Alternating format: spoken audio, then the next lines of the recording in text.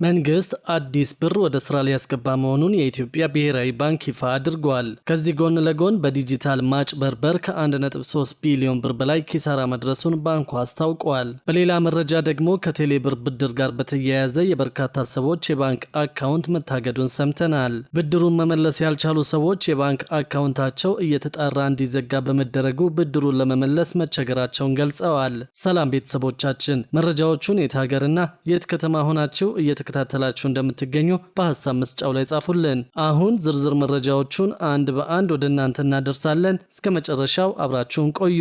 ከቴሌ ብር ብድር ጋር በተያያዘ የበርካታ ሰዎች የባንክ አካውንት መታገዱን ሰምተናል። ብድሩን መመለስ ያልቻሉ ሰዎች የባንክ አካውንታቸው እየተጣራ እንዲዘጋ በመደረጉ ብድሩን ለመመለስ መቸገራቸውን ገልጸዋል። ከቴሌ ብር ብድር ወስደው ካልመለሱ ሰዎች ጋር በተያያዘ ውሳኔ ሊሰጥ መሆኑን ኢትዮ ቴሌኮም ከሰሞኑ ይፋ አድርጎ ነበር። በዚህም መሰረት ለተበዳሪዎቹ በአጭር ጽሑፍ መልእክት ማስጠንቀቂያ ሲያደርሳቸው መቆየቱ የሚታወቅ ነው። የኩባንያው የሕግ ጉዳዮች አስተዳደር የስራ ክፍል በቴሌብር ብድር ወስደው ያልመለሱ ደንበኞችን በሚመለከት ባስተላለፈው የማስጠንቀቂያ ጽሑፍ የወሰዱትን ብድር የማይመልሱ ደንበኞችን በሕግ አስገዳጅነት እንደሚያስከፍል ማስታወቁ ይታወሳል። ብድር ወስደው ያልመለሱ ደንበኞችን በሕግ የመጠየቅ ሂደት ውስብስብ እንደሚሆንም ተገልጿል።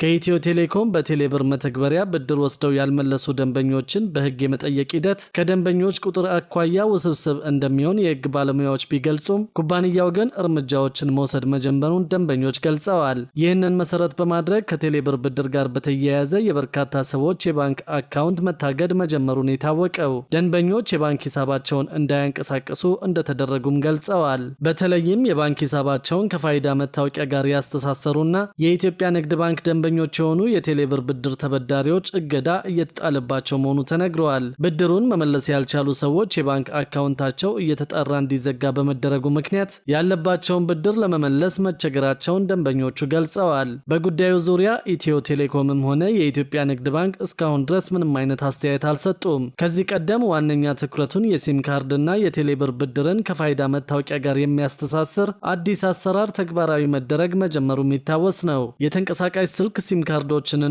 ተያያዥ የቴሌኮም አገልግሎቶችን ከፋይዳ ብሔራዊ መታወቂያ ጋር በማስተሳሰር ተገልጋዮች ከቴሌብር የሚወስዱትን ብድር በአግባቡ እንዲመልሱ የሚያስገድድ አሰራር መተግበር መጀመሩን ብሔራዊ መታወቂያ ፕሮግራም አስታውቀዋል። አዲሱ አሰራር የቴሌብር ብድራቸውን ላለመክፈል ሲም ካርድ የሚጥሉ፣ ሲም ካርድ የሚቀይሩና የቴሌብር አገልግሎቶችን የሚያቋርጡ አንዳንድ ግለሰቦችን ህገወጥ ተግባር እንደሚያስቆም ታምኖበታል።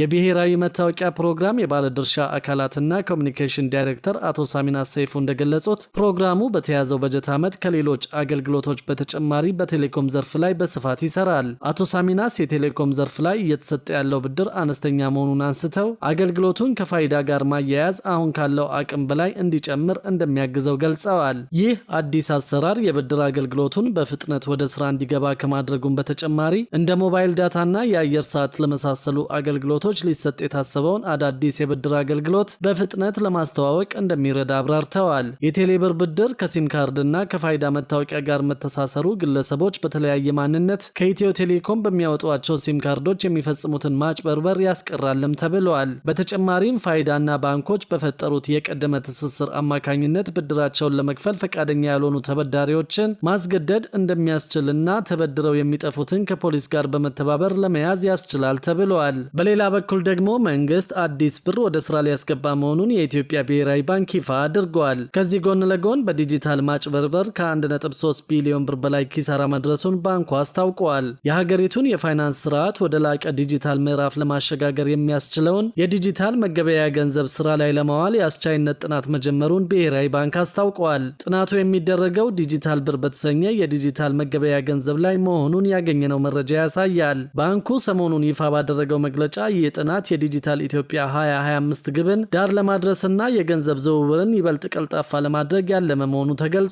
የብሔራዊ ባንክ ገዢ ዶክተር ኢዮብ ተካልኝ ስራው ገና በሙከራ ላይ መሆኑን አጽንኦት ሰጠው ምን ማለት እንደሆነ በትክክል አናውቅም፣ ነገር ግን በእርግጠኝነት ማጥናት አለብን ሲሉ አስረድተዋል። ዲጂታል ብር ከመደበኛው የወረቀት ብር ጋር እኩል ዋጋ ኖሮት እንደ ተጨማሪ አማራጭ የሚያገለግል መሆኑ የተገለጸ ሲሆን በብሔራዊ ባንክ ዋስትና የሚሰጠው የኤሌክትሮኒክ መገበያያ ገንዘብ ይሆናል ተብሏል። ባንኩ በጥናቱ የሳይበር ደህንነት፣ የግል መረጃ ጥበቃና ለዲጂታል ክፍያ የሚያስፈልጉ የህግ ማዕቀፎችን ማዘጋጀት ትኩረት የሚሰጣቸው ቀዳሚዎቹ ጉዳዮች መሆናቸው ተመላክቷል። ተመላክቷል። ከዚህ ጎን ለጎን በዲጂታል ማጭበርበር ከ1.3 ቢሊዮን ብር በላይ ኪሳራ መድረሱን ብሔራዊ ባንክ ይፋ አድርጓል። በኢትዮጵያ በዲጂታል ማጭበርበር 1.3 ቢሊዮን ብር ኪሳራ መድረሱን፣ የሳይበር ጥቃት ሙከራዎችን በ115 በመቶ ማደጋቸውን የኢትዮጵያ ብሔራዊ ባንክ ይፋ ያደረገው የሀገራዊ ዲጂታል ክፍያዎች ረቂቅ ስትራቴጂ ሰነድ አመላክቷል። ረቂቅ ስትራቴጂው ከ2026 ጀምሮ ለ5 ዓመታት እንዲያገለግል የተቀረጸ ሲሆን በአሁኑ ወቅት በአገሪቱ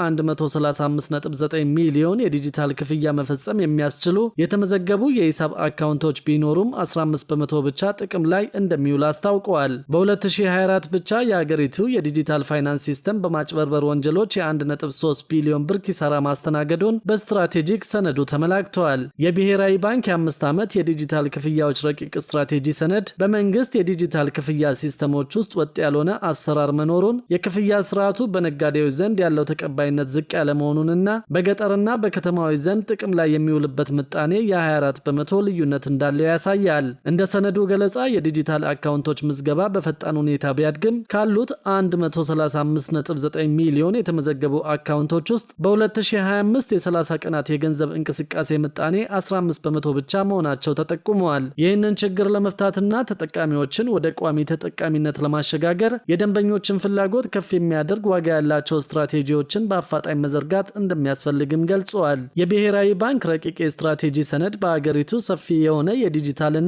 የፋይናንስ ስርዓቶች አጠቃቀም እውቀት ማነስ የክፍያ ስርዓቱ በሚፈለገው መጠን ጥቅም ላይ እንዳይውል ዋነኛ እንቅፋት መሆኑን የሚያብራራ ሲሆን በዚህም ምክንያት በኢትዮጵያ ካሉት ሴቶች 66 በመቶ እንዲሁም ከወንዶች 60 በመቶ ያክል የሞባይል ገንዘብ የክፍያ አገልግሎቶችን እንደማይጠቀሙ ጠቅሷል።